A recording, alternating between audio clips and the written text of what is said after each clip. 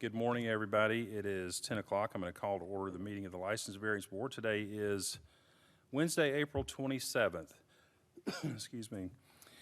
First item on the agenda is privileged license agent change request, LIC 2022-06,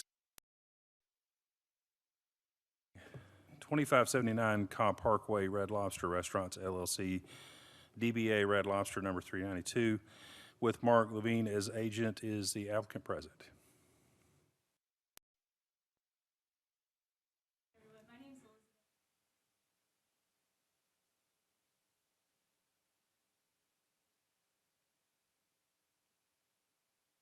Sure. Yep, no worries. So we'll, I'll tell you what, I'll entertain a motion to move.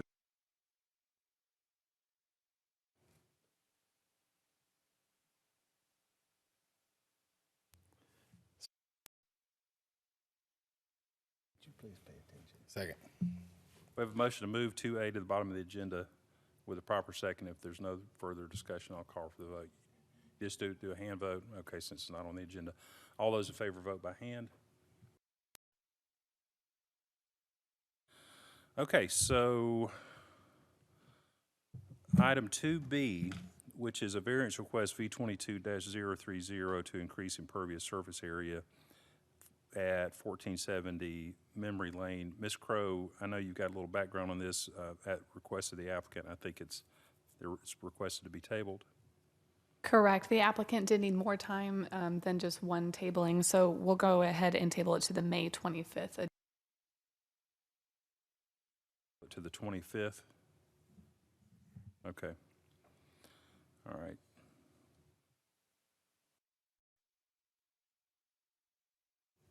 Probably isn't, but if there's anybody here that intended to speak either for or against this variance request, I'm just going to let you know that we're going to table this and hear it on the 25th at the request of the applicant.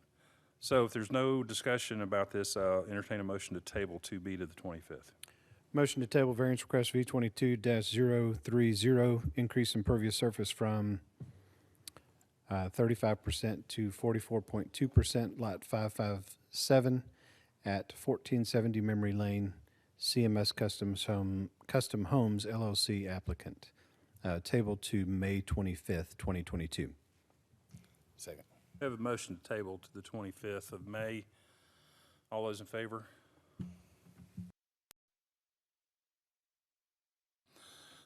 Next item on the agenda is a public hearing, variance request V22-029, 522 2970 Reed Street.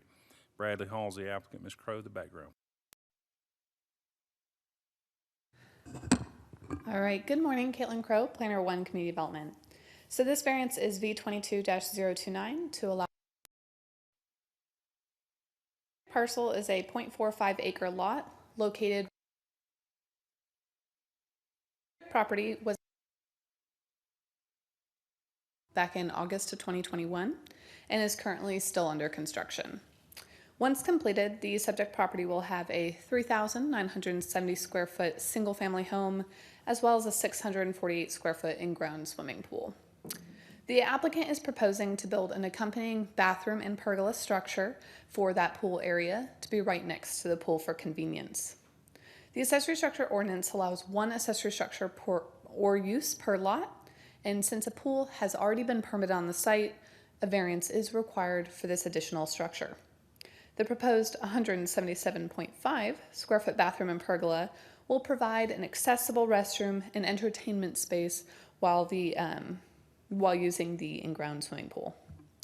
The subject property is buffered from adjacent properties by an existing wooden 6-foot privacy fence, and the nearest structure to this pavilion will be over 40 feet away, and there's not a single family home directly behind the property. So due to the size of the lot and the existing fence, community development does not believe that the proposed community development has not received any calls in opposition to this request, and it has been properly posted. So after reviewing the variance application, staff does support the request and recommends approval with the following standard condition. Approval of the requested variance shall be conditioned upon the development of the property in substantial compliance with the site plan and elevations submitted with the application. And I can answer any questions you might have. Thank you, Ms. Crowe. Any questions for staff? All right, thank you. Thank you. Is the applicant present, Mr. Hall? Good morning. If you could please step forward to the podium. And just for the record, state your name, sir. Bradley Hall. Good morning. So you just heard Ms. Crowe kind of give a high-level description of the project. Do you have any additional information to add to what she? I don't. Spot on. Okay. You also heard her read into record the one standard condition. Are you familiar with that condition, and do you agree with it? I do, and I am familiar. Okay.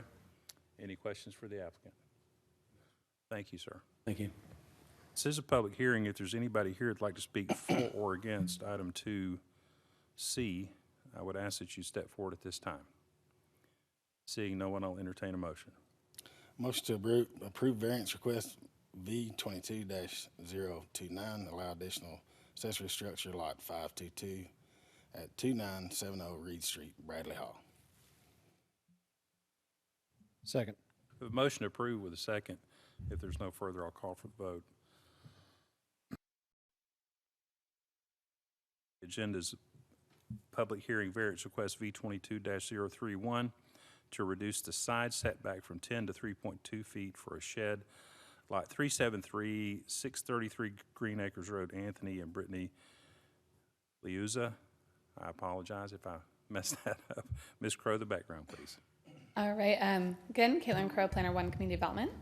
So this variance is V 22-031 to reduce the side setback from 10 feet to 3.2 feet for a shed. The subject property is a 20.23 acre lot located on the northwestern side of Green Acres Road. The applicant is requesting a variance to place an 192 square foot shed right in the rear of the property style any recreational equipment. The applicant has confirmed that the shed will not be used as a garage or for any is perpendicular to the street and then narrows significantly in the rear, which terminates at a point. So it has some interesting geometry going on. The existing a large front yard and a very narrow rear yard.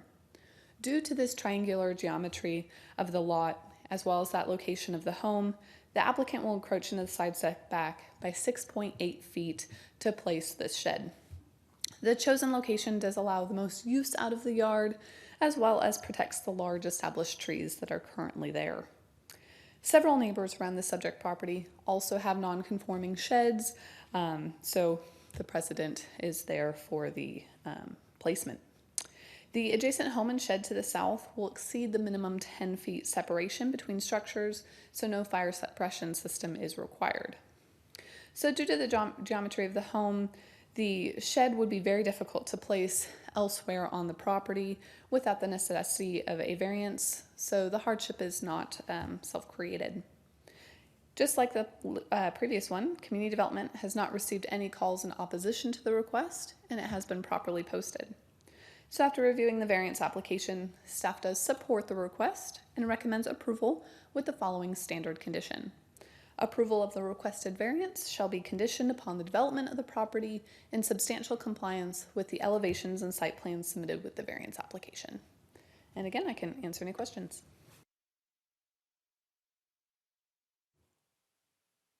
Thank you. Thank you. Is the applicant present? Dan, what are you doing up there? Need to zoom out. I mean, I know I'm probably the most handsome one here, but come on. Good morning, sir. Good morning. On the screen anyway. Well, it's handsome one on the screen, right. I stand corrected. Sorry about that. If you could please state your name for the record. Thank you, Dan. Anthony Liuza. Okay. So just like the variance request you just heard before, similar questions, you heard Ms. Crowe read into record a basic general description of the overall request. Do you have any additional information to add? No, couldn't have written it better myself. Okay. She's good at what she does. She is very good. You also heard her read into record the one standard condition. Are you familiar with that condition, and do you agree with it? Yes. Okay. Any questions for the applicant? No, sir. Thank you, sir. Great. Thank you. This is a public hearing. If there's anybody here who'd like to speak for or against item 2D, I would ask that you step forward at this time. Seeing no one, I'll entertain a motion. Motion to approve variance request V22-031, reduce the side setback from 10 feet to 3.2 feet for a shed lot 373 at 633 Green Acres Road, Anthony and Brittany Luza, applicant. Second. We have a motion. I'll call for the vote. That motion passes unanimously. Okay, next item on the agenda, we'll go back. C 2022-06, beer, wine, and liquor retail pouring, 2579 Carr Parkway, Red Lobster Restaurants LLC, DBA Red Lobster number 392, with Mark Levine as agent. Good morning. Good morning. Thank you all for deferring that for a little bit. My name is Elizabeth Mahoney, as I said, and with me I have the proposed agent on the license, Mr. Mark Levine. He's going to be he is, the general manager at Red Lobster. He's there more than 50 hours a week. He's worked there for many years, and this is his first time serving as agent on an alcohol license. So you already knew all the questions. All the questions. But happy to answer any others that y'all might have. Thank you.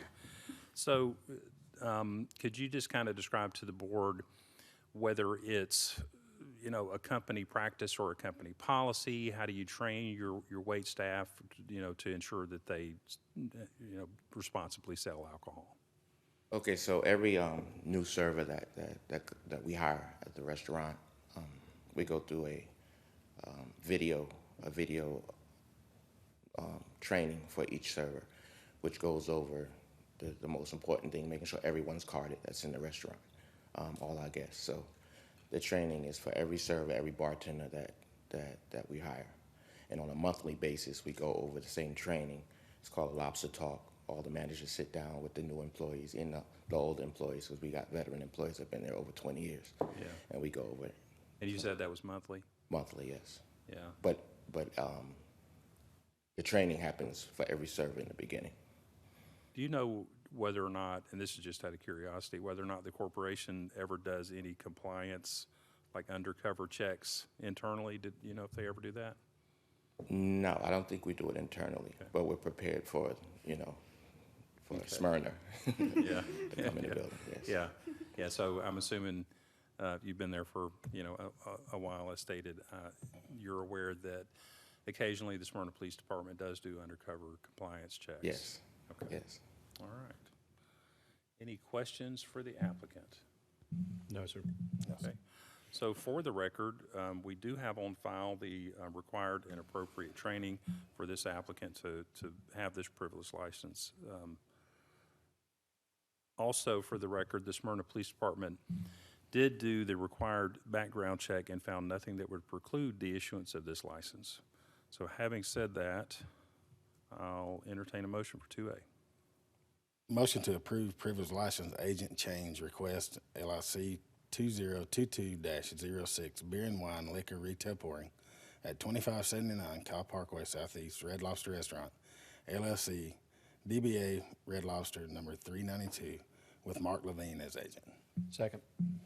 A motion to approve 2A with a second. If there's no further, I'll call for the vote. That motion passes unanimously. Congratulations. All right. Good luck, sir. Thank you. Last item on the agenda would be 3A, which is the approval of the April 13, 2022 License Variance Board meeting minutes. So I hear a motion to approve. So moved. Second. We have a motion to approve. Motion passes unanimously. We'll adjourn at 10:14.